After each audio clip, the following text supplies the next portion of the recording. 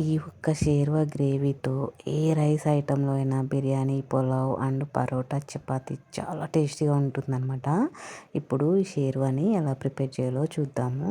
ముందుగా ఆనియన్స్ మొత్తము ఇలా కట్ చేసుకొని ఫ్రైడ్ ఆనియన్స్ చేసేసుకోవాలన్నమాట.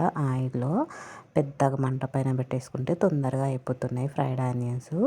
ఇలా ఫ్రైడ్ ఆనియన్స్ చేసేసుకొని పక్కన పెట్టేసుకుందాము. ఇప్పుడు ఒక మిక్సీ జార్లో చెక్క, ఇలాచి, జీలకర్ర ఇంకా లవంగా తీసేసుకొని ఇప్పుడు నెక్స్ట్ వచ్చేసి ఇందులో ధనియాలు వేస్తున్నాను అనమాట. పచ్చి ధనియాలే వేసుకోండి, ఏం ఫ్రై చేయాల్సిన అవసరం ఉండదు. నువ్వులు కూడా తీసేసుకోండి. నువ్వులు తీసేసుకున్న తర్వాత నేను పల్లీలని ముందుగా ఫ్రై చేసి పెట్టుకున్నాను అనమాట. వేయించి పెట్టుకున్న పల్లీలు కూడా ఒక గుప్పడు వేసేస్తున్నా. ఇది పౌడర్ చేసేసుకోండి.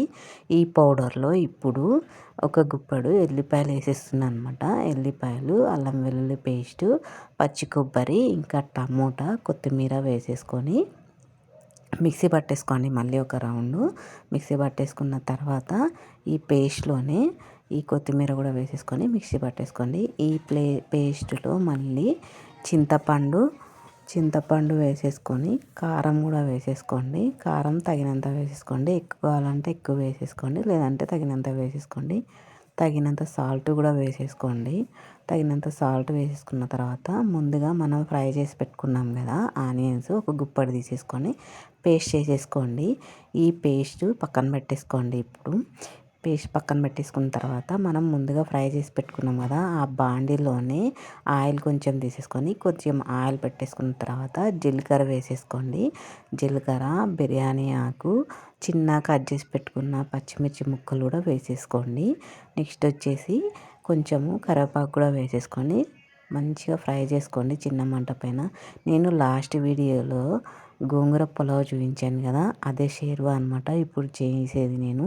చాలా టేస్టీగా ఉంటుంది. బిర్యానీలో అయినా దేంట్లో అయినా ట్రై చేయండి.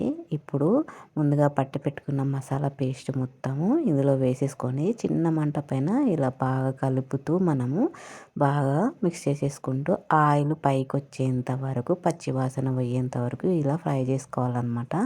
ఇప్పుడు ఇందులో కొంచెం పసుపు వేసేద్దాము. ఆల్మోస్ట్ చూడండి ఆయిల్ అనేది పైకి వచ్చేస్తుంది మనకు. ఇప్పుడు ఆయిల్ పైకి వచ్చిన తర్వాత తగినన్ని వాటర్ వేయండి. ఇలా ఆయిల్ పైకి వచ్చినప్పుడు కరెక్ట్గా కుక్ అయిందనమాట.